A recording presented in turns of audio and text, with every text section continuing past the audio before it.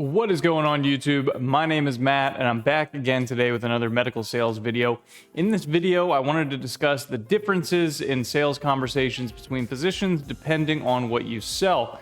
For example, if you're a hardware rep, they're going to need you because they need you day in and day out, versus if you sell something that's a little bit more niche, they might not seek you out and you might have a little bit harder of a time getting it in.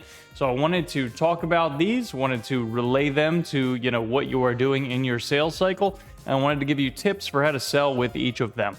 Again, my name is Matt. I termed this Becoming 1% because I want you to become 1% of the medical sales applicants, the medical sales sellers, and the medical device managers, if that is what you are doing.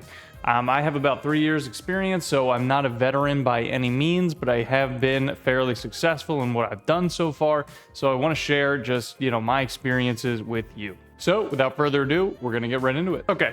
So I wanted to talk about the first one. For example, if you are doing hardware, that essentially means implants that surgeons are going to be using for their surgeries. So for example, a lot of times surgeons are trained in their residencies and fellowships on certain equipment. So a lot of times when they're coming out into their practices, they already know about these and they will seek out the local rep.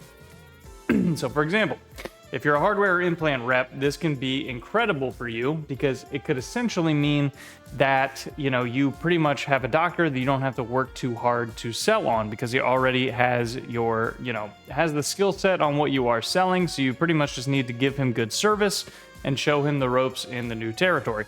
So this could be good if you are a hardware rep. So a lot of the times the first sales calls between you and them will just sort of be learning their flows, learn what they need, getting their sets for them, realizing what they need for the, the cases and whatnot. And then you can build a relationship with this physician throughout, your time with them. However, it becomes a little bit more different once you start getting into different products. For example, let's get into DME or durable medical equipment. So for example, these products are a little bit more niches. Most surgeons are going to need bracing. That is, a need. However, for some of the other items on the durable medical equipment side, such as external bone growth stimulators or really anything you could be selling in that, a lot of times you're going to need to book a meeting.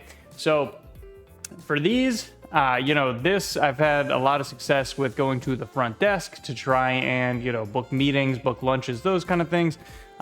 Finding out who is close with the physician, whether it's their physician assistant, scrub tech, etc., might be another way to sort of get your, foot in the door. But obviously, being respectful of their time, and if they're using someone else to, if they have a rep relationship with another competitor, that's also something you have to be mindful of and definitely respect, because you have to keep in mind, if you were a surgeon and you had used someone for 20 years and there was no reason to change, it would be near impossible for you to get your foot in the door, for you to get in there with them.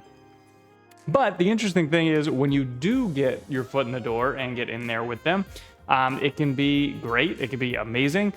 You have to explain to them why your product is much better than anyone else's, or at least for a specific patient population, why it could be better. Because a lot of the times, every product has pros and cons. A lot of the times, there is not one that is going to be completely superior to the other one. So be mindful of that. And if you're just, spewing to the physician that yours is incredibly better, a lot of the times they're going to know that you're BSing them, and they won't validate you, as much as they probably would have if you had given them information towards what patient option would benefit that specific patient.